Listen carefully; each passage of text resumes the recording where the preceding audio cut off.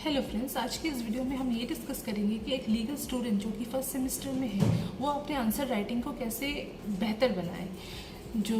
सबसे पहले हम ये ध्यान रखेंगे कि हम सिनॉप्सिस बनाएंगे। सिनॉप्सिस क्या होता है पहले ये जानते हैं। सिनॉप्सिस ये होता है कि उसके अंदर जैसे कि हम कोई आंसर्स लिखने की शुरुआत करते हैं ना, तो हम उसको सिनॉप्सिस का हेडिंग देके उसके अंदर फर्स्ट सेकंड थर्ड ऐसे पॉइंट्स लिख लेते हैं जिसको हम बाद में एक्सप्लेन करेंगे। जो हमारा पहला जनरली जो हेडिंग होता है वो होता है अंडरस्टैंडिंग ऑफ द कॉन्सेप्ट।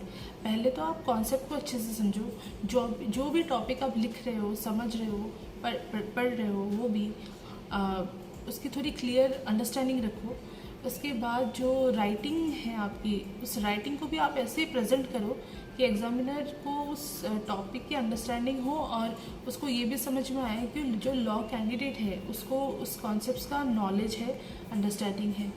उसको हम और बेहतर कैसे कर सकते हैं, हम लिखेंगे एग्जाम्पल्स बेसिकली वो सारे बेटर होंगे देने के लिए जो हम प्रैक्टिकल लाइफ के साथ रिलेट कर पाए, समझ पाए, तो कि उस कॉन्सेप्ट को अंडरस्टैंड करने के लिए हमारे लिए इजी होगी। उसके बाद है सेक्शंस तो बहुत सारे हैं, बहुत सब्जेक्ट्स के हैं। तो कुछ सिविल के हैं, कुछ क्रिमिनल के हैं, कुछ कॉर्पोरेट के हैं। तो ऐसे आपको जो सब्जेक्ट है आपका उसके अकॉर्डिंग आपको सेक्शंस पता होनी चाहिए, और सेक्शंस मेंशन करोगे तो आपकी आंसर में एक प्लस पॉइंट होता है। तो जो BEd के लैंग्वेज है पहले तो आप वो लिखो, उसके बाद कोशिश करो कि उसको भी एक्सप्लेन करो, ताकि जो आपका आंसर देखे या एग्जामिनर हो उसको आइडिया लगे कि आप BEd को भी यूज़ कर रहे हो, ऐसा नहीं कि जनरल लिख रहे हो। उसके बाद आता है जजमेंट्स। ऐसे बहुत सारे लीगल वेबसाइट्स हैं, जैसे कि हो गया इंडियन कानून, लॉ ऑक्टोपस, लाइव लॉ, ऐसे वेबसाइट्स हैं जहाँ पे बहुत सारे आपको केसेस मिल जाएंगे। तो आपको आपके टॉपिक के अकॉर्डिंग सेग्रीगेट करना है और आपके टॉपिक के अकॉर्डिंग ही अपने जजमेंट्स भी मेंशन करने हैं। वो भी एक बहुत बड़ा प्लस पॉइंट होता है एक्सप्लेन करने के लिए कि आप बहुत डिटेल स्टडी करते हो किसी आंसर को और आंसर को एक बेहतर बनाते हो। तो जो भी आपका टॉपिक है उस टॉपिक के अकॉर्डिंग लैंडमार्क जो जजमेंट्स हैं वो आप ढूंढो वेबसाइट्स में, और वो सारी चीज़ें भी आप आंसर्स के साथ मेंशन करो। उसके बाद हम डिस्कस करेंगे टेक्स्ट बुक की। ये बहुत ज़रूरी है कि एक लॉ कैंडिडेट को टेक्स्ट बुक पढ़ना आए और उनको आदत रहे कि जो टेक्स्ट बुक है बेसिकली कॉन्सेप्ट्स होता है, एग्जाम्पल और बहुत सारे केसेस होते हैं, थोड़ी डिटेल होती है टेक्स्ट बुक में। तो वो बेटर है कि आप उसकी आदत रखो पढ़ने की, और कोशिश करो कि जो इजी लैंग्वेजेस वाली बुक है, जैसे कि आप राइटर्स सोच सकते हो, बांगिया हो गया, ब्रांच पे हो गया, ऐसे कुछ राइटर्स हैं जो बहुत सारे सब्जेक्ट्स पे लिखते हैं। ब्रांच पे की आप देखो तो कंपनी लॉ, कॉन्ट्रैक्ट, टॉर्ट, ऐसे बहुत सारे सब्जेक्ट्स पे वो लिखते हैं। जूरिस्प्रूडेंस हो गया, ऐसे बांगिया के भी बहुत सारे सब्जेक्ट्स हैं जो वो लिखते हैं। उनकी लैंग्वेज बहुत इजी होती है, इजी टू अंडरस्टैंड होती है, कोई टेक्निकल चीज़ें नहीं होती है। तो जो आप बेसिक लर्नर्स होते हैं जिसको कॉन्सेप्ट की कोई आइडिया नहीं है, उनके लिए ये टेक्स्ट बुक्स बहुत अच्छे हैं। नेक्स्ट हम डिस्कस करेंगे दुग्गी एक ऐसी चीज़ होती है जो कि हर स्टूडेंट अपने शायद एग्ज़ाम के एक दिन पहले खरीद के आता है और उसकी तैयारी करता है। दुग्गी में 30 क्वेश्चंस होते हैं जो प्रीवियस ईयर के क्वेश्चंस होते हैं। जो क्वेश्चंस बार बार रिपीट होते हैं वो दिए होते हैं। 1.5 पेज का एक आंसर होता है या 2 पेज का होगा।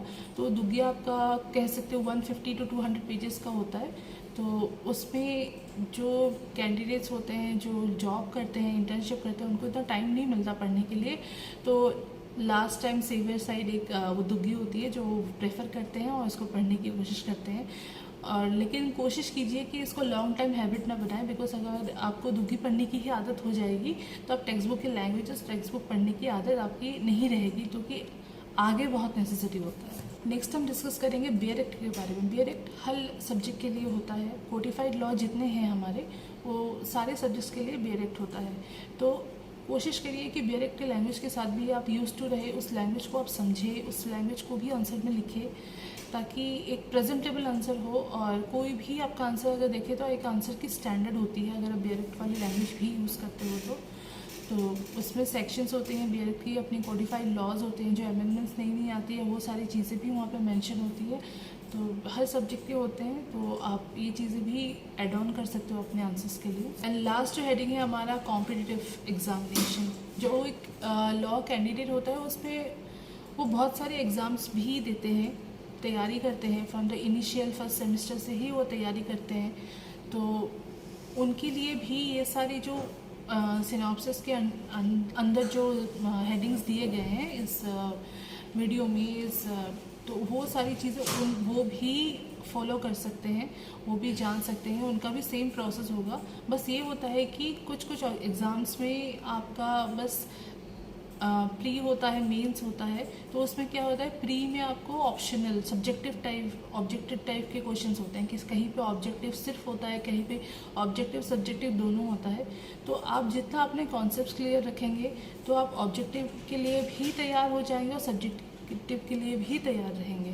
तो यही सारी इन्फॉर्मेशन आपको देनी थी। आशा करती हूँ कि आपके आंसर्स और अच्छे होंगे। ये सारे पॉइंट्स अगर आप फॉलो करें और भी कुछ जानना है तो प्लीज़ कमेंट बॉक्स में कमेंट कीजिए, हमारे वीडियोस को लाइक कीजिए, सब्सक्राइब कीजिए। Thank you.